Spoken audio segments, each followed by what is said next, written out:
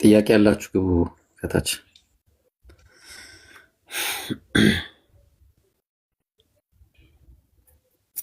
ጥያቄ ያላችሁ ሰዎች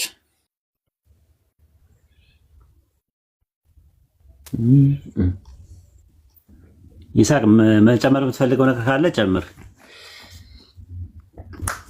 የለም እኮ ኡስታዝ ይሳቅ ነው የሌለው? አዎ እኔ ጋ የለም። ያረኛ መስፍን ገብቷል። እስቲ አንደኛ ሳሙኤል 15:2 አዋራው እስቲ ኢብራሂም አንተ ደግሞ። እሺ መስፍን ሰላም ብያለሁ። እንዴት ነህ? ደህና አደርክ? ማነው ደህና ዋልክ? አለን። እንዴት ናችሁ? ይብራ ሰላም ነው? እንዴት ናችሁ? አልሐምዱሊላህ ምንም ሰላም ሁሉ ብያለሁ። ሰላም አለን። እዚህ ጋር እግዚአብሔር አንድ ጥያቄ አለንና እዚህ ጋር እግዚአብሔር ሳሙኤልን ማነው ሳኦልም ሳሙኤልን አለው፣ ያው እግዚአብሔር ተናግሮ ምን አለ? አማሌቅን ሄደህ ምታ አለውና ያላቸውንም ፈጽመህ አጥፋ፣ አትማራቸው፣ ወንዱን፣ ሴቱን፣ ብላቴናውን፣ ሕፃኑን፣ በሬውን፣ በጉን። ሕፃናቱን ለምን ነበረ እንዲገደሉ ያዘዘው እግዚአብሔር? ምክንያቱም እስኪ ብትነግረን። በሬው በጉንስ ታዲያ ምን አጠፋ? አሁን በሬና በጉ ዘጋ ምን አጠፋ? ሕፃኑ ብቻ ሳይሆን ዘጋ በሬው በጉ መቼም መንገድ አልከለከላቸውም። ትክክል ነው። እኔ ሕፃናቶች ላይ ነው ረዳው። ከላይ ከቁጥር 1 ጀምረ ስታነብ እግዚአብሔር ለምን ይበቀላል እንዳለ በቀል ነው ተናገረ። ስለዚህ በቃሉ መሰረት ያ ቃሉን ፈጽመ ማለት ነው። አንተ አሁን ለሕፃናት በጣም መራራህ ምናምን መስለህ ለሕፃናት ብቻ ማመት ሞግት ከሆንክ በሬውና ላሙ እዚህ ጋር እንስሳት አለ፣ እንስሳቶቹም ጠፍተዋልና ከእንስሳቱንም ጭምር ብትጠይቅ የተሻለ ይመስለኛል። እሺ መጀመሪያ ጥያቄ መብቴ ነው አይደለ? እኔ የፈለኩትን መጠየቅ አይደለ እንዴ? እንደ ጥያቄ አንተ ጥያቄውን ደግሞ እንድመለስልህ አትጠብቅም። እንደፈለክ ከጠየቅ ሕፃናቱን ለምንድን ነው የሚገደሉት? በሬና ላሙ ለምን ተገደሉ? ምን አጠፉ? መንገድ ላይ አልከለከላቸው ነገር። እኔ የጠየኩህን ለምን አመለስም? ሕፃናቱ ለምንድን ነው የሚገደሉት? አንተ ለሕፃናት ብቻ በጣም አዘንክ። እንደ እንስሳት እኮ አሉ እዛ ቦታ ጋር የተገደሉት እንስሳት አሉ። እንደውም ሰዎች አሁን ቀደም ኡስታዝ ምንድን ነው ያለው? ወደፊት ጠላት ይሆናቸዋል ብለው ነው እግዚአብሔር አጠፋ ብለው የራሱን መላምት አስቀምጠዋል። ነገር ግን እንስሳቶቹስ ምን ይበቀላሉ ወደፊት እስኪ ቢሆኑ? እሺ ምንድነው? እሺ ምክንያቱን ንገረን። እሺ አንድ ላይ ምን ምክንያቱ? በቃ እንደዛ ምክንያቱ ከላይ ተጠቅሷል። ቁጥር 1 ጀምሮ ስታነብ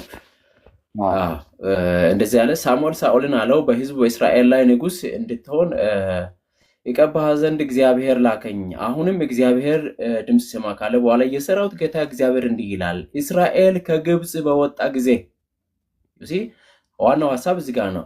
እስራኤል በግብፅ በወጣ ጊዜ አማሌቅ በመንገድ እንደተቃወመው ያደረገበትን ይበቀላለሁ ማለት እግዚአብሔር ይበቀላል። ምክንያቱም እዚህ ጋር ያዘልኝና እነዚህ ነበሩ የዛኔ እግዚአብሔር በቀሉን ሲያስብ ያን የተፈጸመው ጊዜ እነዚህ ነበሩ። ኢብራ አሁን ነገርኩ ሐሳብ ምናልባት ሐሳቡን ከሰማኸኝና ካዳመጥከኝ እዚህ ጋር ኖሩ አልኖሩ ለማለትም አይደለም። ነበሩ ወይ ነው እኮ አሁን ጥያቄ አሉ ምናምን የሚለው ሳይሆን እግዚአብሔር ሊያጠፋቸው ፈለገ። ምክንያቱም የእግዚአብሔር ሐሳብ ፊት ነው። የእግዚአብሔርን ለምን ከስራ ታውራ እየመለስኩልህ ነው። ቀጥሎ ያለውን ሐሳብ ስታነብ ያላቀለምከው ነጩን ስታነበው የሰራዊት ጌታ እግዚአብሔር እንደዚህ ይላል አይተዋል። እስራኤል ከግብፅ በወጣ ጊዜ እበቀላለሁ አለ። በቃ እሺ ምን አጥፍተው ነው የሚበቀሉት? ነው እነዚህ ምንድነው ያጠፉት? እነዚህ ማን ያጠፋው? ላሞቹን ገባኝ። ቆይ እኔም እኮ ጥያቄ እሱ እኮ ነው። ሁሉንም ነው ጥያቄ። ያጠፋው አማሌቅ ነው አይደል? አሁን እነዚህ ምንድነው ያጠፉት ነው ጥያቄ።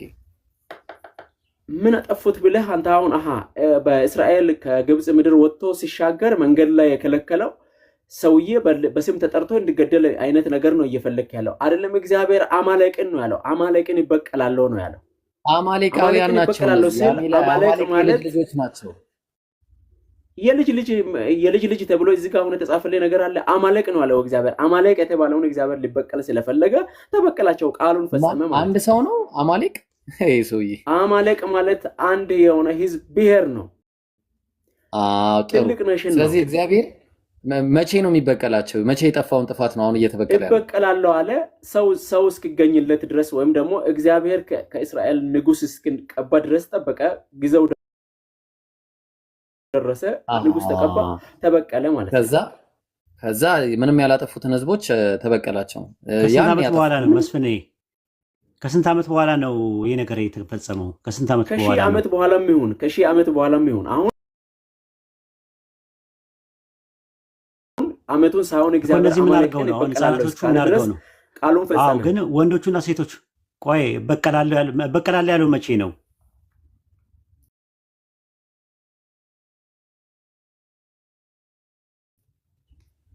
ይኸው እዛ እየተናገረ አይደለ እኮ በሳሙኤል ዘመን ነው ወይስ በዛን ሰዓት ነው በቀላል ያለው? ይኸው በሳሙኤል ዘመን በሳሙኤል እየተናገረ ነው። በሳሙኤል ዘመን ነው ድርጊቱ የተፈጸመው። የተተናኮሉት አማሌቃውያን መቼ ነው? ከግብጽ ተነስተው ምድረበዳውን አቋርጠው ሲሻገሩ መንገድ ላይ ስለተተናኮሏቸው ማለት ነው። ኦኬ። ስለዚህ ራሳቸውን ነው አማሌቅ ምንድን ነው? አማሌቅ በመንገድ ላይ እንደተቃወመ አውቃለሁ አለ። ያደረገበት ነገር በቀላለሁ አለ። ተቃወመ አይደለ? አማሌቅ ተቃውሟል። ሌላ ምንም ያደረገው ነገር የለም። ምንድን ነው ያደረጉት? እስራኤልን ወደ ተስፋይቱ ምድር እንዳይሄዱ ተቃወሙ እንጂ ምንም ያደረጓቸው። ሲቃወማቸው ራሳቸውን ነው ያጠፋቸው ወይስ እነሱ ካለፉ ከሞቱ በኋላ ከ400 ዓመት በኋላ የልጅ ልጆቻቸው 4 ትውልድ ካለፈ በኋላ ነው? የትኛውን ነው? የልጅ ልጅም አለፈ ምንም አለ። እግዚአብሔር ሲቆጣ ምናልባት በመጽሐፍ ቅዱስ በዘፍጥረት ምዕራፍ 5-6 አካባቢ ላይ ከሄድክ እግዚአብሔር ዓለምን ሁሉ አጥፍቷል። ምን አጠፉ? እዛ ቦታ ነው የጠየቁ ህፃናቶቹ ይኸውልህ ከ400 ዓመት በኋላ ያንን ነገር ፌር ነው ወይ ፍትህ ነው ወይ? ከ400 ዓመት በኋላ እነዛ ሰዎቹ እያሉ 4 ትውልድ አቋርጦ ህፃናትን የሚጨፈጭፍበት ፍትህ ነው ወይ ነው ጥያቄው። ፍትህን አንተ ለእግዚአብሔር ልታስተምር ትፈልጋለህ? እንደ ኡስታዝ እግዚአብሔር ዓለምን ሲያጠፋ በውሃ በሙሉ ጥያቄ ነው የጠየቀው። ፍትህ ነው ወይ? ለምን እንደዚህ ያደረክ ተብሎ እግዚአብሔር እሱም ትክክል አይደለም ተናግሮ ነው እግዚአብሔር ያጠፋው። ትክክል አይደለም እሱም ቢሆን ልታስተምር ነው። ይኸው ዘዳግም 24 አውጣለት። እስራኤል ከግብጽ ሀገር ያወጣው ማን ነው? ራሱ እግዚአብሔር ነው። ልጆቹ አይደሉም። አባቶች ይኸውልህ፣ ቆይ አንዴ መስፍን እኩል አታውራ። አባቶች ስለ ልጆች አይገደሉ፣ ልጆችም ስለ አባቶች አይገደሉ። ነገር ግን እያንዳንዱ በኃጢአቱ ይገደል አይደል? አሁን ምን ከአማሌቅ ጋር ይገናኛል እንዴ? ይገናኛል። እነሱ ምን አደረጉ? ልጆቹ ምን አደረጉ ነው ጥያቄው። 4 ትውልድ ላይ የመጣው ልጆቹ ምን አድርገዋል? ያደረጉት ነገር አለ ወይ? ይሄን አድርገዋል። ልጆቹ አማሌቅ ናቸው አይደሉም? እሱን ትመልስልኛለህ? የአማሌቅ ልጆቻቸው ናቸው ያጠፉት። ታዲያ አማሌቅን አጥፋለ ከዛ ሲያጠፋ አባቶች ስለ ልጆች አይገደሉ፣ ልጆችም ስለ አባቶች አይገደሉ። ነገር ግን እያንዳንዱ በኃጢአቱ ይገደላል። ስለዚህ እነሱ በሰሩት ኃጢአት ልጆቻቸው 4 ትውልድ ጠብቆ በቀል ሆኖ ለዛውም እነዛ መገደል ሲገባቸው እነዚህኞቹ ለምን ተገደሉ? ጠይቀኛል። እስኪ እንግዲህ ደግሞ ሲማኝ እነኚህ ልጆች አማሌቅ የሚባለውን ስም እያስቀጠሉ የሚኖሩ ጀነሬሽን ነው። ስለዚህ ቅድም እንደጠየቅኩ እነኚህ ልጆች አማሌቅ ናቸው ወይስ አይደሉም? አማሌቅ ናቸው አልከኝ። እግዚአብሔር ምንድን ነው ያለ? አማሌቅን እበቀላለሁ አለ። ኦኬ፣ ታዲያ የት ሀገር ሄዶ እግዚአብሔር እንዲበቀል ፈለግ? አሁን በልጅ ልጅ ምናምን ለሚባለው ለምን ይበቀላል? አባቶች ስለ ልጆች አይገደሉ ይላል። ኡስታዝ እስኪ ትንሽ እንጨርስ። ህጉ ነው ልጆቹ ስለ አባቶች አይገደሉ ይላል። እዚህ ጋር ዘዳግም 24:16 ላይ ለማን ነው የተሰጠው? ለአጠቃላይ ነው። አባቶች ስለ ልጆች ምን አጠቃላይ ህግ ነው። ለአጠቃላይ ህግ አባቶች ስለ ልጆች አይገደሉ፣ ስለ አባቶች አይገደሉ። የዓለም ሁሉ እያንዳንዱ የዓለም ህዝብ ነው የሚተዳደርበት። በዘዳግም በተጻፈው ለሙሴ በመጣው ትእዛዝ ሁሉ አለ። ለሙሴ እስራኤል ለሚተዳደርበት ለዓለም ህዝብ ነው ወይ የወረደው ወይም ደግሞ የተሰጠው ትእዛዝ? እሱ አይደለም። ይሄኛው የሚሰራው ለእስራኤሎች ብቻ ነው። ታዲያስ ለእስራኤሎች ብቻ ነው። እንደዛ ከተስማማ እግዚአብሔር አማሌቅን አጥፋ ስል አማለቅን አጠፋ። አማለቅ ማን ነው? ልጆቹ እንስሳቱም ጭምር እኮ ነው። አሁን አይተው ከሆነ ለምን እናንተ እንደምትለዩት በጣም ልብ ለመብላት ኖ አይደለም። እንስሳቶችም እኮ ትክክል አይደለም እኮ ነው። ወይም ደግሞ እግዚአብሔርን አመፀኛ ለማድረግ ጥረት በምታደርጉት እንጂ። አንዴ ተረጋጋ። ጥያቄ ማብራሪያ አይደለም የተጠየቀው፣ ጥያቄ ነው የተጠየቀው። ማብራሪያ ቢሆን ኖሮ ታብራራለህ ራሱ። አንደኛ ሳሙኤል ምዕራፍ 15 ቁጥር 2 ላይ ያለው ሕፃናትን እንስሳትን አህያ ወንበሩ እሱ ራሱ መገደሉ እኮ ልክ አይደለም ነው። ምን እግዚአብሔርን ሐሳብ አንተ እንዴት ልክ ነው ልክ አይደለም ለእግዚአብሔር አስተያየት ትሰጣለህ? እኛው ለምሳሌ አሁን ያድናል መጽሐፉ ትክክል አይደለም ነው የምንለው እኛ። መጽሐፉ ነው ችግር ያለበት፣ እግዚአብሔር ጋር አይደለም ችግር ያለው። it is your right እንን ማንም አይከለክልህም። መጽሐፉ ጋር ችግር እንዳለማ የምታውቀው። ቆይ እሺ፣ ይሄን የነገረን ማን ነው? የዘገበልን ማን ነው? ይሄን የሚነግረን ለሳሙኤል እንደዚህ ያለው ብሎ የሚለን ማን ነው? ይሄንን ታሪኩን የሚነግረን አካል ማን ነው? የሚነግረን አካል ታውቀዋለህ? ሳሙኤልን ልታጠናው ነው? ኖ ሳሙኤልን አይደለም ያልኩ። ሳሙኤልን እግዚአብሔር እንዲህ ያለው እያለ የሚነግረን ማን ነው? ጸሐፊው ነዋ። ማን ነው ጸሐፊው? ሳሙኤል ነው የሚጽፈው።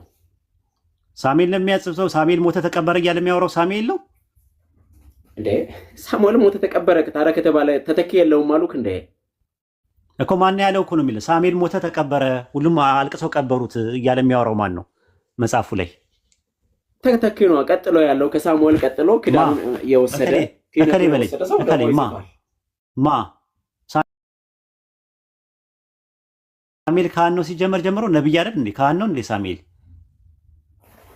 ካህንም ነብይም ነው ንጉስም ነው ጭምር ሀገርንም ይመራል። አይ ንጉስ አልነበረም። ሳሙኤል ንጉስ አልነበረም። ንጉስ የነበረው ሳኦል ነው። ሳኦል ነው የነበረው፣ ከዛ ዳዊት ነው የነበረው። እሺ ሳሙኤልን ተክቶ የጻፈው ማን ነው ንገረኝ። እከሌ በለኝ። ለምን እንደዚህ የግድ ሰውየውን ስም ከጠራውልህ እውነት ነው ልትለው ነው? ኖ አይደለም። መጽሐፉን የጻፈው ሳሙኤል አይደለም። አንደኛ ሳሙኤል ነው፣ ሁለተኛ ሳሙኤል የጻፈው። መጽሐፉን የጻፈው በሳሙኤል ስም ተጻፈ እንጂ ሳሙኤል አይደለም የጻፈው። ማስረጃ ስጠኝ እስቲ። በሳሙኤል ስምም ተጻፈ።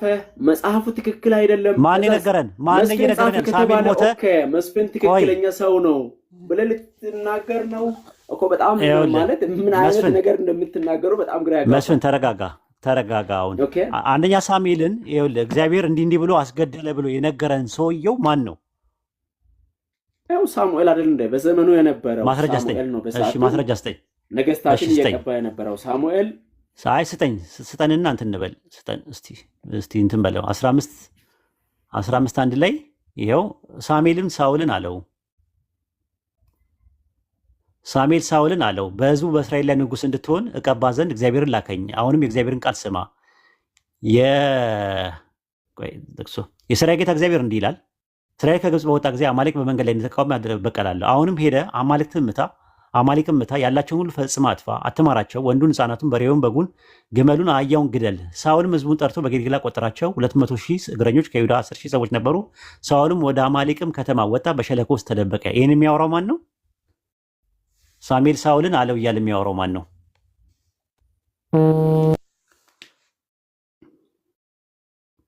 የሚያወራው ማን ነው?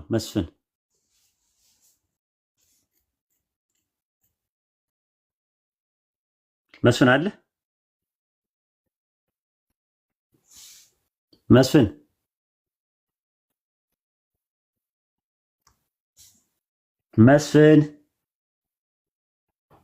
ሄዷል።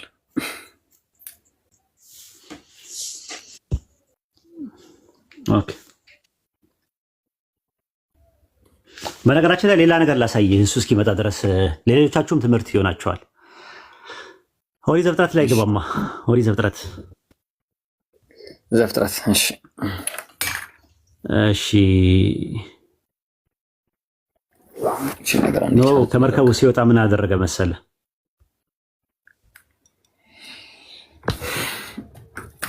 እሺ ኡስታዝ እሺ ኦሪት ዘፍጥረት ምዕራፍ 9 ቁጥር 20 ምዕራፍ 9 ቁጥር 20 ኖህም ምን ይላል መሰላችሁ? እኔ ላንብብልህ። ኖህ ገበሬ መሆን ጀመረ፣ ወይን ተከለ፣ ከወይን ጠጅ ጠጣና ሰከረ፣ በድንኳን ውስጥ ራቁቱን ሆነ። የከናን አባት ካምም የአባቱን ራቁትነት አየ። ወደ ውጭም ወጥቶ ለሁለቱም ወንድሞቹ ነገራቸው። ማን ነው እንደዛ ያደረገው? የከናን አባት ካም የሚባለው ሴም ካምና ያፌት የሚባሉ ልጆች ነበሩት። ካም የአባቱን ራቁትነት አየና ወደ ውጭ ወጥቶ ለሁለቱ ወንድሞቹ ነገራቸው። ሴምም ያፌትን ሸማ ወስደው በጫንቃቸው ላይ ያደረጉ። የዋልጅቱን ሄደው የአባታቸውን ራቁትነት አለበሱት። ፊታቸው ወደኋላ ነበርና የአባታቸው ራቁትነት አላዩ። ኖ ከወይን ጠጁ ስካር ነቃ። ታናሽ ልጁ ያደረገበትን አወቀ። ልጁ ማን ነው? ካም። እንዲህም አለ፣ ከነዓን እርጉም ይሁን፣ ለወንድሞቹ የባሪያ ይሁን አለ። ማን የረገመው? ማን የረገመው? ካምን ነው አይደለም። ማን እርጉም ይሁን ይላል ቁጥር 25 ላይ። እንዲሁም አለ ከነዓን እርጉም ይሁን አለ። ከነዓንን ማንን የረገመው? ከነዓንን እርጉም ይሁን አለ። ከነዓንን ማለት ነው። ያደረገው ማን ነው? ራቁቱን ሲሆኑ ራቁቱን አድርጎ የምንትኑ ማለት ፕራይቬት ፓርቱን እንዲታይ ያደረገው ማን ነው? ከላይ ያለው ማን ነበረ? ከነዓን አባቱ የከነዓን አባት። የከነዓን አባት ካም ነው ያደረገው።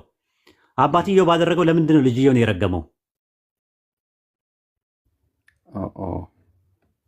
ኦኬ ጥያቄ ነው። ያዙት ይሄን። ምን አድርጎ ነው ልጁ? ኖ ሲነሳ ሰክሯል። በእርግጥ ልክ አይደለም የሰራው ስራ አባትየው። ግን አባትየው እያለ ልጅየውን ለምንድን ነው እንደዛ ያደረገው? ከእንቅልፉ ሲነሳ የረገመው ማንን ነው? ከነዓንን ነው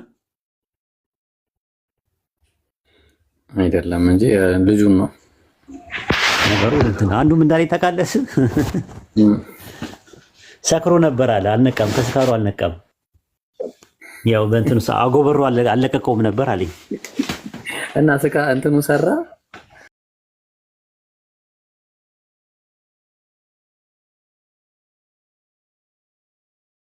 መጽሐፈ ሳሙኤል ብሎ እኮ ነው ከላይ ርዕሱ ራሱ ገና ሲታየው መጽሐፈ ሳሙኤል። መጽሐፈ አስቴር ስለተባለ ጸሐፊዋ አስቴር ናት ማለት አይደለም። ራሱ መጽሐፈ አስቴር ስለተባለ ማለት ነው። መጽሐፈ ኢያሱ ስለተባለ መጽሐፈ ኢያሱን የጻፈው ኢያሱ ነው ማለት አይደለም። አንዳንድ ጊዜ የብዕር ስም አለ፣ የዳቦ ስም አለ። ራሱ በብዕር ስም የሚደረግ ነገር አለ። አንደኛ ሳሙኤልና ሁለተኛ ሳሙኤልን ሳሙኤል ስለ መጽሐፉና ስለመናገሩ ማስረጃ ካለ ስጠን። ኦኬ ምዕራፍ በዚህ ላይ ቁጥር እዚህ ላይ ሳሙኤል እንደጻፈ ማስረጃ ልስጥህ። አዎ ችግር የለውም። መጽሐፉ ሳሙኤል ከመወለዱ አስቀድሞ እንደሌለ ግልጽ ነው። መጽሐፉን ግን የተሰበሰበው ያው በተለያየ እውነታ ነው የተሰበሰበው እኛ ጋር የደረሰው። ሲደርስ ግን ሳሙኤል እንደዚህ ጻፍኩኝ ብሎ እንዲዘግብ ምናምን አትጠብቁ። ጻፉ በጣም ረጅም ነው። አይ ሌላ ሰው ምስክር አንደኛ ሳሙኤልና ሁለተኛ ሳሙኤልን የጻፈው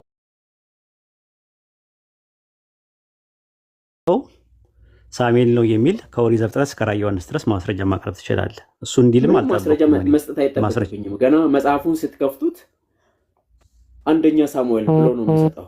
ከዚህ በላይ እኮ አንደኛ ሳሙኤል የሚባለው የመጽሐፉ ስም ነው እኮ። መጽሐፍ አስቴርን የጻፈችው አስቴር ናት የጻፈችው። አንተ እንዳንተ እዚህ ቦታ በአንደኛ ሳሙኤል ላይ በሳሙኤል ዘገበው ወይስ ከሳሙኤል በፊት ወይስ ደግሞ ከሳሙኤል በኋላ? ከሳሙኤል በፊትም ከሳሙኤል በኋላ ያለውንም የሚያወራው ማን ነው ነው ጥያቄው። ሳሙኤል ራሱ ስለመሆኑ ማስረጃ ስጠኝ ያልኩ። ሳሙኤል ሞተ፣ ተቀበረ፣ በአርማትያስ ቀበሩት እያለ የሚያወራው ማን ነው? ዘፍጥረት ምዕራፍ 1 ጀምሮ ሲናነብ እንግዲህ ሙሴ እግዚአብሔር ሰማይና ምድርን ሲፈጥር አልነበረም አይደለ? ታዲያ እዛ ቦታ ጋር ሙሴ ከእግዚአብሔር ጋር ፈጥሮታል። ዘፍጥረትንም ሙሴ አልጻፈውም። ዘፍጥረትንም ማስረጃ ስጣለሁ። አልጻፈውም ነው ያልኩ። መች ተረዳሁት? በራስህ አኳት አትሂድ እንጂ ዘፍጥረት የሚባለው መጽሐፍ ሙሴ አልጻፈው። ማስረጃ ካለ ትሰጠኛለህ። ኦሪት ዘፍጥረትን መጽሐፉን ከጻፈ ሙሴ እንደጻፈው ማስረጃ ስጠኝ። በደንብ አድርጌ እሰጣለሁ። አንተ ጻፍ። አለ መሰላችሁ ችግሩ የቱ ጋር ነው? መጽሐፍ ቅዱስ የተጻፈው የእግዚአብሔር ሰዎች በመንፈስ ቅዱስ ምሪት ነው የዘገቡት። አልጠየቅኩም፣ እሱን አልጠየቅኩም። ዘፍጥረትን ሙሴ መስፍኔ ዝም ብሎ ማውራት እኮ ይቻላል እኮ። እንሰጣለን። የስብከት ጊዜ አለን እኛ ከፈለክ ማለት 1-3 ደቂቃ 4 ደቂቃ እንሰጥህና በደንብ አድርገህ ትጠወጥበናለህ ስትፈልግ ማለት ነው። ኦሪት ዘፍጥረትን ሙሴ ጽፎታል፣ ማስረጃ አለኝ ብላል፣ አምጣ። ሙሴ አልጻፍም የምለውን ማስረጃ እስኪ ስጠኝ። እሰጥሃለሁ። ኦሪት ዘፍጥረት ምዕራፍ 14 ቁጥር 14 ላይ እስከ ዳን ድረስ ተከትሎ ሄደ ይላል። ሙሴ እስከ ዳን ድረስ ማን ነው? አብርሃም እስከ ዳን ድረስ ሄደ ይላል። ዳን የምትባለዋ ከተማ በሙሴ ጊዜ ተቆርቁራለች። ይሄ ሙሴ አልጻፍም ማለት ነው። አዎ እንዴ ዳንን አያውቃትም ሙሴ? አውጣለት። ኦሪት ዘፍጥረት ምዕራፍ አውጣለት። ያው አብርሃምም ወደ ወንድሙ እንደተማረከ በሰማ ጊዜ በቤቱ የተወለዱትን 318 ብላቴናዎች አሰለፈ። ፍለጋቸውንም ተከትሎ እስከ ዳን ድረስ ሄደ አለ። ያው ኦኬ። ስለዚህ አሁን ዳን የምትባለው ከተማ ማለት ነው እኮ ዳን የምትባለው እስከ ዳን ድረስ ሄደ ይላል እኮ። ዳን ነበረ እንዴ? ሙሴ በነበረበት ዳን የሚባል ከተማ ነበረ እንዴ? ሙሴ በነበረበት ሰዓት ከሙሴ በኋላ አይደል? መቼ ነው ዳን የተቆረቆረችው? ዳን ከሙሴ ከተቆረቆረ በኋላ ማለት ተቆረቆረች ከተባለ አካባቢው ላይ በቃ ዳን የሚባል መሳፍንት 18 ዳን እያለ ስለ ዳን የሚያወራ መጽሐፈ መሳፍንት ምዕራፍ 18 ቁጥር 29 ላይ ያውጣል። ከተማይቱ በእሳት አቃጠሏት። ሂድ አንብበለት። ከተማይቱም ከእስራኤል በተወለደው በአባታቸው ስም ዳን ብለው ጠሯት ይላል። የከተማይቱን ስም መቼ ነው ዳን የተባለችው? አስቀድሞ ሌሳ ነበር ይላል። አዎ። ስለዚህ አሁን ሙሴ ዳንን ያውቃታል?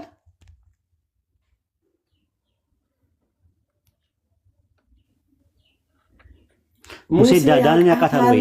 ሙሴ አያውቃትም። አሁን ነቢይ ነው ሙሴ፣ ነቢይ ነው። ወደፊት ማየት ይችላል እኮ ዳን የምትባለው ይኸውልህ፣ መጽሐፍ ይችላል። እንደዛ ከሆነ ይኸውልህ እኔ ይኸውልህ አመጣውልህ። ዳን የተባለችዋን ከተማ ሙሴ በሙሴ ዘመን አልተቆረቆረችም። ሙሴ ከሞተ በኋላ ኢያሱ ከሞተ በኋላ በመሳፍንቱ ዘመን ሙሴ ከሞተ ከ500 ዓመት በኋላ ነው ከተማይቱ የተቆረቆረችው። ስለዚህ አሁን አንተ ደግሞ ምን ታመጣለህ? ኦሪት ዘፍጥረትን የጻፈው ሙሴ ስለመሆኑ ማስረጃ ታመጣለህ። አንድ ማስረጃ ስጠን።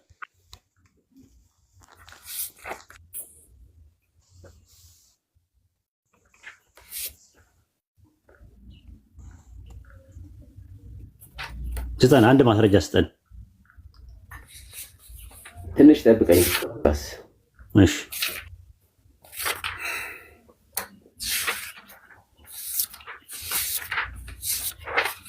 በአንደኛ ቆሮንቶስ ምዕራፍ ሁለተኛ ቆሮንቶስ ምዕራፍ 3 ቁጥር 15 ላይ ስንት አልከ? ሁለተኛ ቆሮንቶስ ምዕራፍ 3 ቁጥር 15 ምን ይላል? ምዕራፍ 3 ቁጥር 15። እሺ ብሉይ ኪዳን ሲነበብ ያ መጋረጃ ሳይወረድ እስከ ይኖራል። በክርስቶስ ብቻ የተሻረ ነገር ግን እስከዛሬ ድረስ የሙሴ መጽሐፍ በተነበቡ ጊዜ ያን ጊዜ መጋረጃው በልባቸው ይኖራል አለ። ዘፍጥረት የሚባለው ሙሴን የጻፈው የሚል ነገር አለ። እንግሊዝኛውና ግሪከኛው ላይ አንድ ያውጣለት። ምንም እንግሊዝኛና ግሪክ መሄድ አስፈልግም። ኢትዮጵያዊ ነኝ አይልም። አማርኛ ላይ የተጨመረ ነው። የትኞቹ ናቸው? ይሄው የተጨመረ ነው። የሙሴ መጽሐፍት የሚል ነገር የለውም። ራሱ አይልም እንደዛ አይልም። ይሄው ነው እንግሊዝኛው ላይ ያውጣለት። ይሄው በአንዴ ነው። እኔ ስለማውቀው ነው። ስህተት እኮ ምን እንደሰራ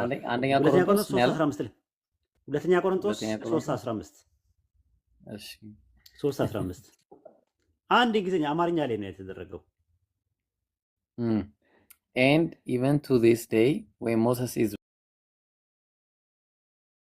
read veil covers their heart አለ but whenever anyone turns ይታለ መጽሐፍት የሚል እሺ ኤንአይቪን አውጣለት ከፈለገ ምንም ኤንአይቪ ማምጣት አይጠበቅባችሁም። አማርኛው የ54ቱን ነው ያነበብኩላችሁ። እንደዚህ ግዕዙ እንደሚል የሙሴ ኦሪት ነው የሚለው። ይኸው ግዕዙን ላሳየህ ይኸው ኦስታዝ ምንም አጥፋ። አሁን ቅድም ሙሴ አልጻፈም ለማለት ያመጣኸው ሙሴ አልጻፈም። አሁን ስለ ዘፍጥረትም አያወራም። ሙሴ አልጻፈም። በትልቁ አድርገኝ አላመጣህም እኮ አሁንም ኦሪት ዘፍጥረትን ነው ያልኩህ። ይኸውልህ ይኸው እዚህ ጋር ይታያል። ምን ይላል? ወስመዮም ሶበ ቆይ አንዴ ሰምተዋል። ኧረ ቆይ እስመዮም ሰበ ያንብቡ ኦሪተ ሙሴ ነው የሚለው። የሙሴ ኦሪት ባነበቡ ጊዜ ይገለጾሙ ልቦሙ ነው የሚለው። በልባቸው ይኖራል። ታዲያ የሙሴ ኦሪት ማለት ምን ማለት ነው? ህግ አይደለ? ኦሪት የሙሴ ኦሪት ነው። ህጉ እኮ ኦሪት ተብሏል እኮ። እኔ ጥያቄ ኦሪት ዘፍጥረት የተባለው ኦሪት ዘፍጥረት ምንድን ነው? ኦሪት ማለት ህግ አይደለ? ኦሪት ዘፍጥረት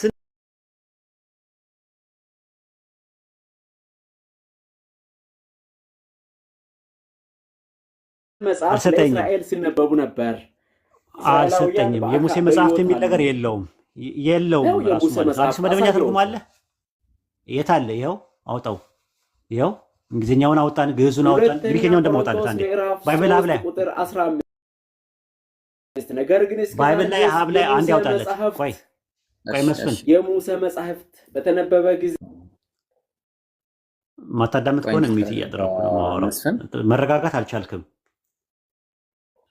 ይኸው እሺ፣ አሁን እዚህ ላይ መጽሐፍ የሚል አውጣው። መጽሐፍት የሚል አውጣ። ይኸው ግሪኩ ላይ መስፍን፣ አሁን ሚትን አንሳ። ለምንድን ነው ሚውት የምታደርጉት? እኮ እያወራሁ ነበር እኮ። አታዳምጥማ። እያታዳምጥ አይደል? ከግሪኩ ልናሳይህ ነው። ምንም ግሪክ መጽሐፍት የሚል አለ። ይኸው መጽሐፍት የሚል አለ። ራሱ ምንም አልቀበለውም ማለት ተቀባይነት የለውም። የምትቀበለው የትኛው ግሪክ ነው የምትቀበለው? ስለሆነ አልቀበለውም። ኦኬ፣ የትኛውን ግሪክ ነው የምትቀበለው? የትኛውን ነው የምትቀበለው? የትኛውን ግሪክ ነው የምትቀበለው? እሺ መስፍኔ፣ ይሄ የዚህ አሁን እንትን ኢብራሂም በሚያሳየው የምረን ነው የምላችሁ። ለና አቅርቦልኝ። እሺ አይቶ የለም መስፍን። ስለዚህ እሺ ቆይ አንተ መጽሐፍ ቅዱስ ላይ ባላሳይ በጣም ትጠይቁኝ ነበር። መስፍን መግባባት አልቻልንም። ይኸው አውጣ፣ ያንተን አውጣ። አንዴ ቆይ ኢምራን የሱን ያውጣ። አንተ የምታውቀውን ግሪክ አውጣ።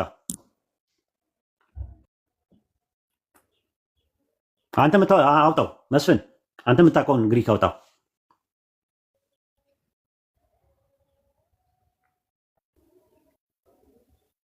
መስፍን አለ? ሚዩትን አንሳ። አረ በፈጣሪ ለምንድን ነው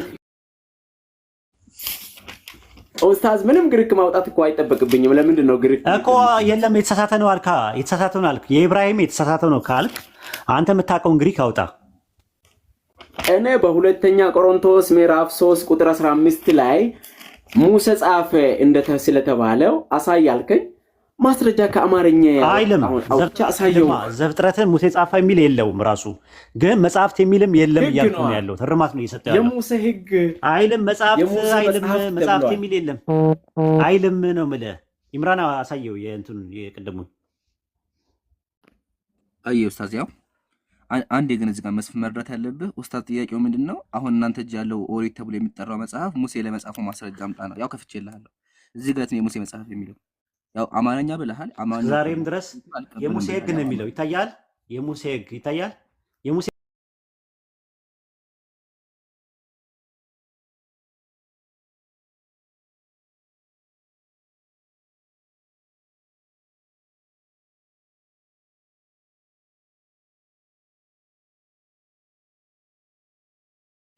እኮ ከየት የተረጎመው ነው እኮ የምጠይቅህ? 54ቱ ላይ 54ቱ የለም አላልኩም። ከየት ነው የተረጎመው? ይሄንን ትልቅ አድርገኝ። 54ቱ ከየት ነው የተረጎመው ነው ጥያቄ ጠይቅ። አታዳምጥም እንዴ መስፍን? አታዳምጥም? ኧረ በፈጣሪ ኡስታዝ ብቻዬን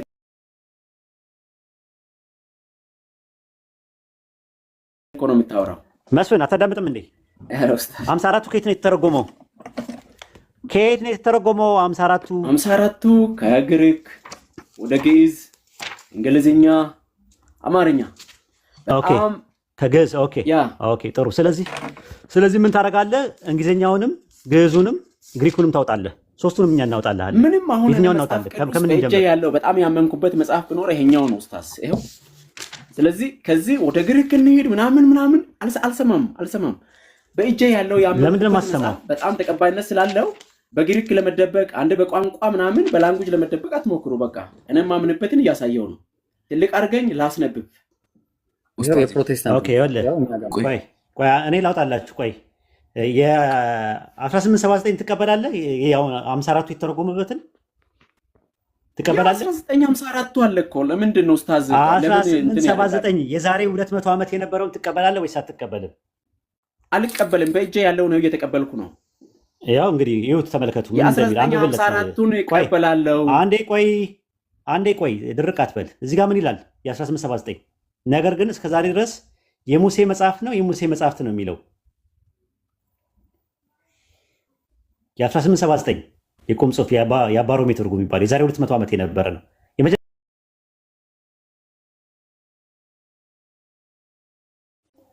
ሙሴ አልጻፈም ብለህ ካልክ እንዴት የሙሴ መጽሐፍ ልልቻል? ቆይ መጽሐፍት ነው አንተ የምትለው። አሁን ትርጉሙ ምንድነው? መጽሐፍት ነው የሚለው አልክ። የሙሴ መጽሐፍ እንጂ መጽሐፍት አይልም ነው ያልኩ። የሙሴ መጽሐፍ የለም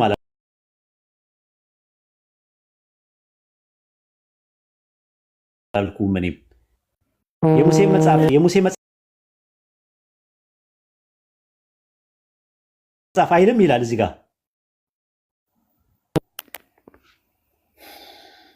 ኡስታዝ በጣም አስቸጋሪ ነው። ብቻ ማስረጃ ስናቀርብ አይልም ወይ ቋንቋ ትሸሻላችሁ። ይኸው መጽሐፍ ይላል። መጽሐፍ በስንት ዓመተ ምህረት ነው የታተመው? በስንት ዓመተ ምህረት ነው የታተመው? 1979 ነው። 1879 ነው። እሱን ይተውና ይኸው እሺ 54ቱ ከየት ነው የተረጎመው? ከየት ላይ ነው የተረጎመው? 54ቱ ከየት ላይ ነው የተረጎመው? ይኸው መጽሐፍት 1879 ያጀማ 1879 መጽሐፍ ሙሴ መጽሐፍ እንደጻፈ ያሳየኝ። እንዴት ነው አይበቃውም? ኢብራሂም ለእስራኤል ጆሮ ከእውቀት የነጻ ነው። 4 ነጥብ ኢብራሂም ምን ይመስላል? ለእናንተ መመለስ የምችሉ ምን ታደርጋለህ መሰለህ? መፍትሄ አይሆንም። ምን ታደርጋለህ መሰለህ? የራሳችሁ መጽሐፍ እኮ ነው እንጂ ያነበ አሁን ምን ታደርጋለህ መሰለህ? ሁለተኛ ቆሮንቶስ ምዕራፍ 3 ቁጥር 15 ላይ ዘፍጥረትን የጻፈው ሙሴ ነው የሚል ነገር አለ። እስቲ ማስረጃ ስጠኝ እሱ ላይ። አዎ ሙሴ መጽሐፍን ባይጽፍ ኖሮ በእስራኤል ጆሮ የምነበበው በእስራኤል ጆሮ ነው አይደለም። ዘፍጥረትን ሙሴ እንደጻፈው ማስረጃ አለ ወይ ነው የጠየቁት። ዘፍጥረት መጽሐፍን እኮ ማስረጃ ስጠኝ። የታለ እንደዛ የሚል 5 መጽሐፍቶች ናቸው ያሉት። ከ5ቱ የመጀመሪያውን ኦሪት ዘፍጥረት የሚባለው ሙሴ መጽሐፉ ማስረጃ ስጠኝ። በእስራኤል ጆሮ የምነበበው መጽሐፍ ከየት የመጣ ነው? ኡስታዝ እኮ ጠየቁ እኮ ዘፍጥረትን ሙሴ ስለመጽሐፉ ማስረጃ ስጠኝ ነው ያልኩህ። እስካሁን እየጠበቅኩ ነው። አዎ ይኸው የሙሴ መጽሐፍት ይላል እኮ በህዝቡ ጆሮ እየተነበበ ዘፍጥረት አይልማ። ዘፍጥረት የሚለውን ኦሪት ዘፍጥረትን ሙሴ ጻፈው የሚል ነገር አላነበብኩም እስካሁን። እስቲ አውጣና መዝሙረ ዳዊትን ነው የጻፈው ሙሴ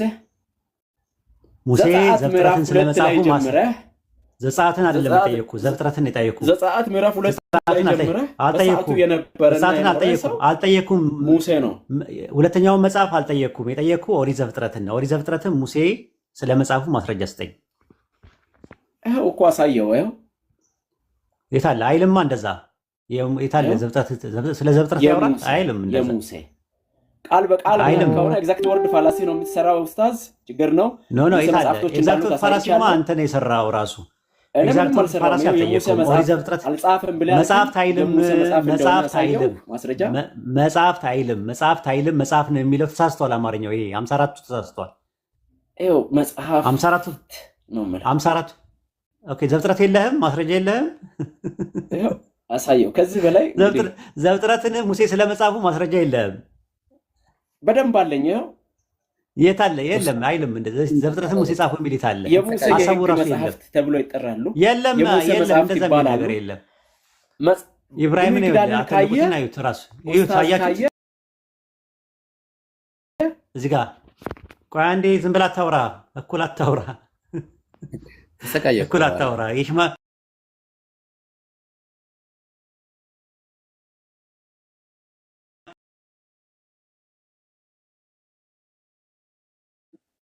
ይኸው እንግዲህ አሁን ያለው በት አንቱ ዲስ ዴይ ዌን ሻል ቢ ሪድ አለ ሞሰስ አለ። ጭራሽ ስለማንበብ ነው የሚናገረው እንጂ ስለመጻፍ አይናገርም። ስለማንበብ ነው፣ ስለመጻፍም አያወራም። ኤቪል ኦቨር ዘ ሄርት ኦፍ ዘም ላይስ ነው የሚለው። ጭራሽ መጽሐፍ የሚል ነገርም የለም።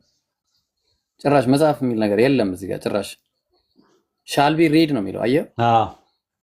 አዎ በቃ ዘፍጥረትን እሺ ችግር የለውም። በቃ ሙሴን የጻፈው የሚለውን ነገር እናስበውና እስቲ አንደኛ ሳሙኤልና ሁለተኛ ሳሙኤልን ደግሞ እስቲ አሁን ደግሞ መረጃ ስጠን። አንደኛ ሳሙኤል ሁለተኛ ሳሙኤልን ተመለስ መስፍኔ። ወይኔ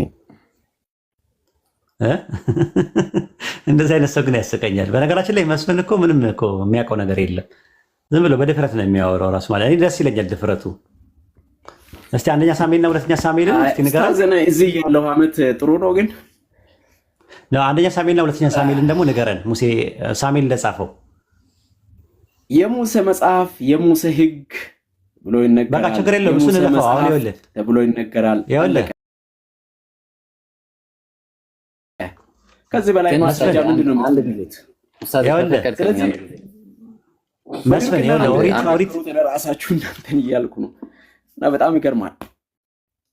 ኡስታዝ አንዴ ከፈቀድክልኝ እንትና መስፈን ይሄንን ማን አይ መፈራረቅ አይደለም። ይሄ መጽሐፍ የማን መጽሐፍ? ማስረጃ ስጠን።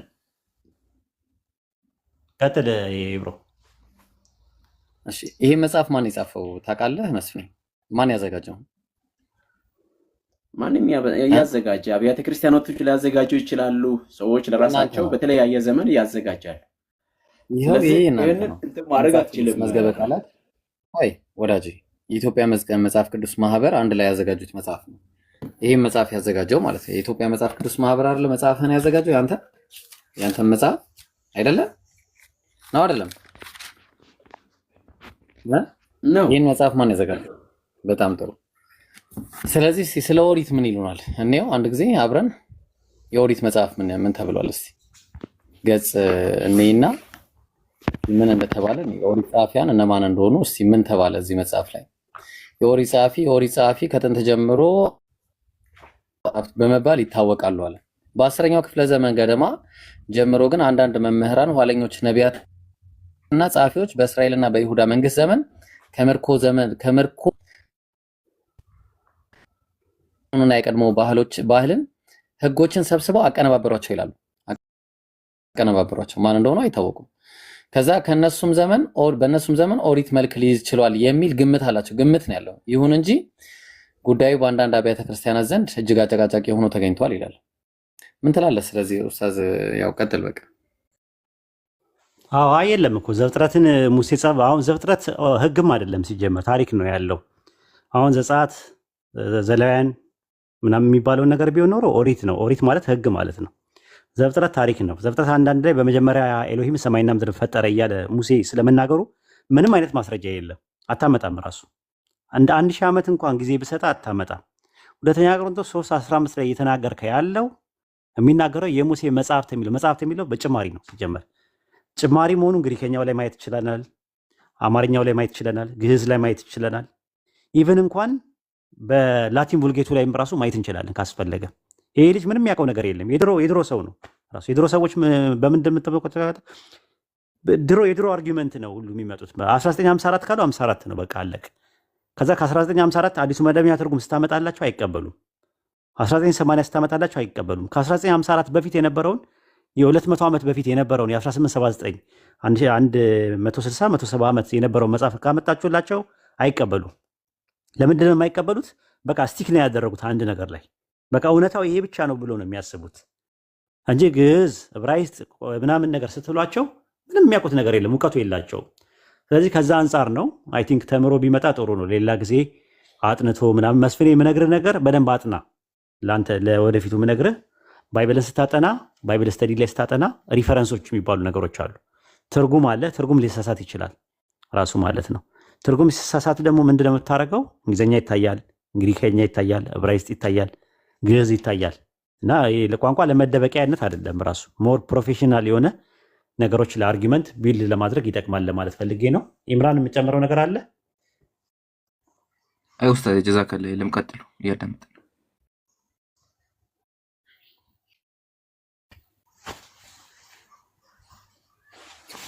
ፖለቲካ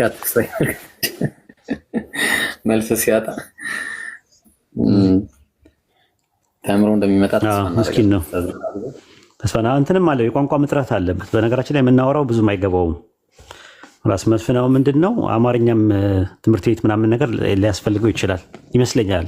ራሱ አንደኛ፣ ሁለተኛ፣ ሶስተኛ ደግሞ ኮሚኒኬሽን ባሪየርም አለበት፣ የተግባቦት ጋሬጣ አለበት።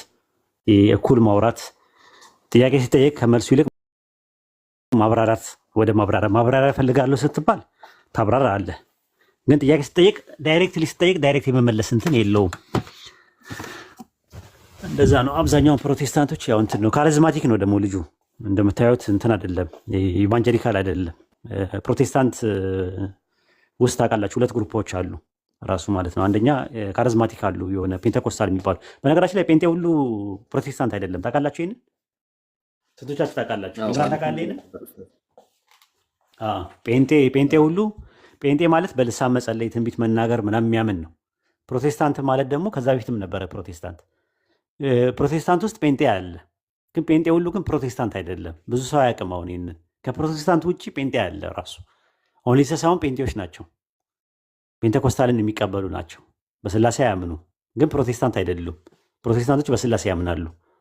ማርቲን ሉተር ጴንጤ አልነበረም። ዝዊንግሊ ጴንጤ አልነበረም። ካልቪን ጴንጤ አልነበረም። የያዕቆብ አርሜኒየስ ጴንጤ አልነበረም። ሪፎርመሮቹ የታድሶ አራማጆቹ ሪፎርመሮቹ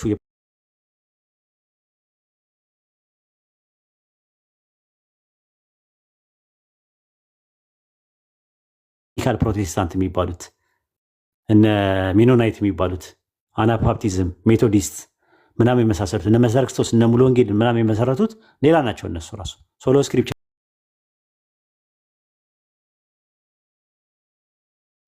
ወይም ደግሞ ኢኩሜኒካል ካውንስሎችን ሰቦርዲኔት ኦቶሪቲ አይቀበሉም። ራሱ ሱፕሪም ኦቶሪቲ የሚሉት ባይብልን ብቻና ብቻ ነው። ሶሎ ስክሪፕቸር ይባላሉ እነሱ።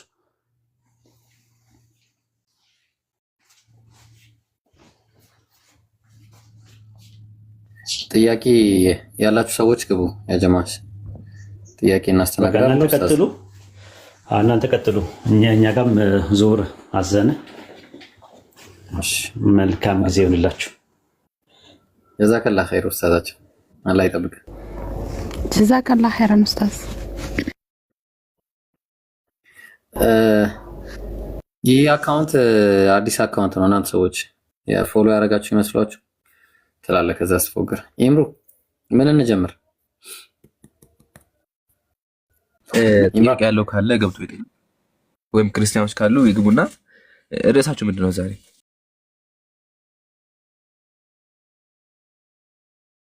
ርዕስ አለ? ጥያቄ ነው። በቃ እንደዛ ከሆነ ጥያቄ ያላችሁ ይግቡ ኢንሻአላህ። እኔም ትንሽ ደቂቃዎች አለሁ። ቀጥል ሀይቢ ምራው አንተ። እሺ ኢንሻአላህ። ያው እንግዲህ ጥያቄ ያላችሁ ሰዎች ገባ በሉና ጥያቄያችሁን ኢንሻአላህ የፈለጋችሁትን ጥያቄ ጠይቁኑና ክርስቲያኖች ተፈቅዶላችኋል እና እኩል አድርጊና አሲያ ኢምራን ጋር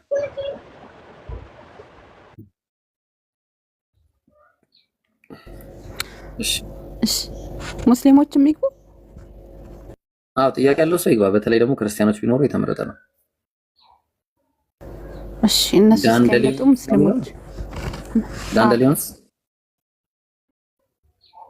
ዳንደሊዮንስ ወይ ደግሞ ዳንደሊዮንስ ነው ብቻ። ኤኒዌይስ ይሰማል። ኦኬ ዮናስ አለ። አይ እኔ ገብቶ ዝም የሚሉ ሰዎች ይገርሙኛል። ዮናስ አልገባም እኔ ጋር። ይሄ አሁን ገና ገባ። ዮናስ ሰላም ነው? ሄሎ ሰላም ነው? እግዚአብሔር ይመስገን። እንደምን አለ? አለን። ጥያቄ አለ? አለን። አዎ አለኝ። ኢምራን አለ? አንዴ ውሃ ገዝቼ ልምጣ። ኢምራን አሰናለሁ። እሺ አየሽ አለሁ።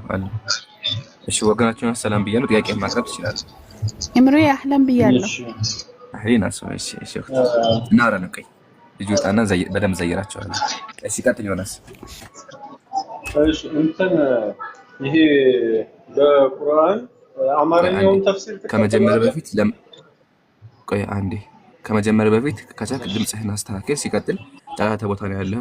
ከጫጫታ ቦታ ሰዎች በደንብ እንዲሰማቸው እሺ ድምፅህን ከፍ አድርገውና ሞባይል እናቅርበው።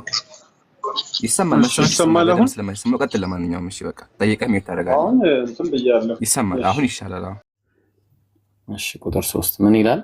ذلك بأنهم آمنوا ثم كفروا فطبع على قلوبهم فهم لا يفقهون ይላል። ይሄ በልቦቻቸው ላይ ታተመ ነው። ያው ኩፍር እሱ ላይ ታተሙበታል ማለት ሰውየው ላይ እንደዛ ነው። ኡስታዛው ትክክል ነው። እንደዛ ነው የሚለው ማለት ነው። ስለዚህ በታተመ ጊዜ ነው የሚለው። በታተመ ጊዜ ከዛ አንጻር ነው አላህ ቀድሞውኑ ስለሚያውቅ ወደፊት እንዳያደርግ እንዲገደል ያስደረገው ማለት ነው። በኸድር አማካኝነት ነው። ፖይንት ያለው እሱ ነው ያለው ነገር ማለት ነው። እና ይሄ ነገር ምንድነው? ሁለት ሰዎች ሾተ ላይ ሳያነሱ እንደዛ ነው ራሱ። በነገራችን ላይ እንዲህ አይነት ነገሮች የተደረጉ አሉ ባይብል ላይ። ኤግዛምፕል ልስጥ፣ ወደ ባይብል ልግባ። አዎ ኡስታዝ አንደኛ ሳሙኤል ምዕራፍ 15 ላይ ገባ። ምዕራፍ 15 ቁጥር 1 ላይ ገባ። ምን አባቱ ነው? እሺ አንደኛ ሳሙኤል ኡስታዝ ቃላሚንን አስገቡት ከስር ስቤዋለሁ ኡስታዝ እየገባ አይደለም። አንደኛ ሳሙኤል ምዕራፍ 15 ቁጥር 1 ሳሙኤልም ሳኦልን አለው በሕዝቡ በእስራኤል ላይ ንጉሥ እንድትሆን ቀባ ዘንድ እግዚአብሔር ላከኝ፣ አሁንም የእግዚአብሔርን ድምፅ ስማ ይላል። ከዛስ የሰራዊት ጌታ እግዚአብሔር ይላል እስራኤል በግብጽ በወጣ ጊዜ ከግብጽ በወጣ ጊዜ አማሌቅ በመንገድ ላይ የተቃወመውን ያደረገበትን እበቀላለሁ። አሁንም ሄደህ አማሌቅን ያላቸውንም ፈጽመህ አጥፋ፣ አትማራቸው፣ ወንዱና ሴቱን፣ ብላቴናውንና ሕፃኑን፣ በሬውና በጉን፣ አህያውና ግመሉን ግደል ብሎ አዘዘ። ለምንድን ነው አማሌቅ መንገድ ላይ እስራኤልን ሲተናኮል ነበር አይደለ? አዎ ታስታውሳለህ? አባቶቻቸው የዛሬ 400 ዓመት ማለት ነው፣ ከ400 ዓመት። እነዚህ ደግሞ ተመልሰው ደግሞ ካደጉ በኋላ ህፃናቶቹ ካደጉ በኋላ ማንን ይተናኮላሉ?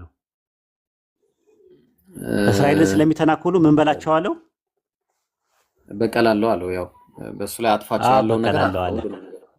ስለዚህ ምንድነው ለምንድን ነው እነዚህ ህፃናቶች እንዲያጠፋ የፈለገው ፈጣሪ ሲባል መጀመሪያም የነበረው ተበቀለዋልና በቀል ስለሆነ እነዚህም ሰዎች ደግሞ ካደጉ በኋላ ህፃናቶቹ ካደጉ በኋላ ወደፊት ልክ እንደዛ አባቶቻቸው እንደሰሩ ተመልሰው ስለሚሰሩ ስለሚያውቅ ነው ብሎ ነው የሚመልሱት።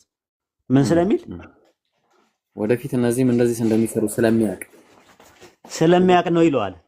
ስለዚህ ሰው ባልሰራው ነገር እንዴት ሊገደል ቻለ? እንዲገደሉ አዘዘ ሲባል ወደፊት ምን እንደሚሆኑ ስለሚያውቅ ፍትሃዊ ነው ስለሚያውቅ ነው። ካደጉም በኋላ ወደፊት ማድረጋቸው ስለማይቀር ከወዲሁ እንደውም እንዲወገዱ አድርገዋል ብለው መልስ ይሰጣሉ።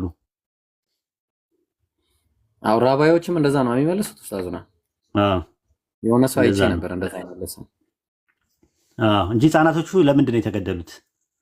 ምን አጥፍተው ነው ስትላቸው እንደዛ ነው ካደጉ በኋላ ሌላ ነገር ስለሚያደርጉ። ስለዚህ ካደረጉ በኋላ እንደዛ ከሆነ በሬዎቹስ የሚባል ነገርም አለ እኮ። በሬዎቹስ አህያውም በሬው ምናምን ነገር አለ። በሬውም አህያውም ይዋጋል። ቆይ ኡስታዝ ላሳየ ምናልባት ለምን እንደሆነ ይነሱ እስቲ የታለ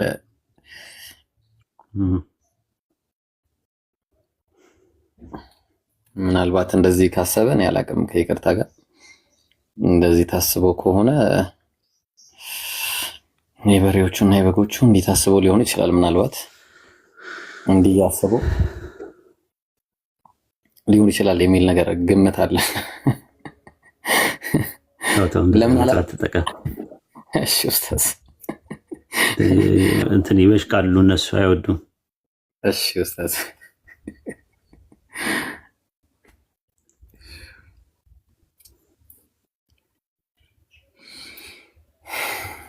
እና ኡስታዙና ኦኬ ቀጥል።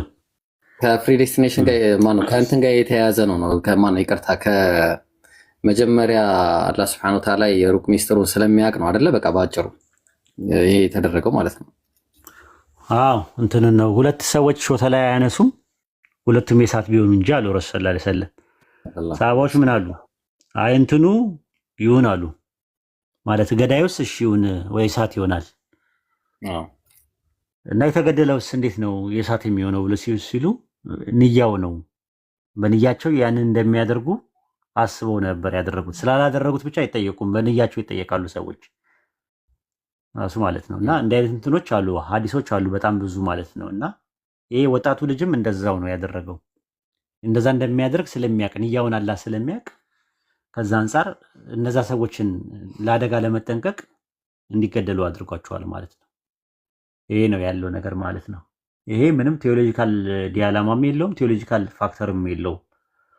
አለው የሚል ሰው ካለ ግን ባይብል ውስጥ እንደዚህ አይነት ተመሳሳይ እንትኖችን አርጊመንቶችን ማምጣት ይቻላል።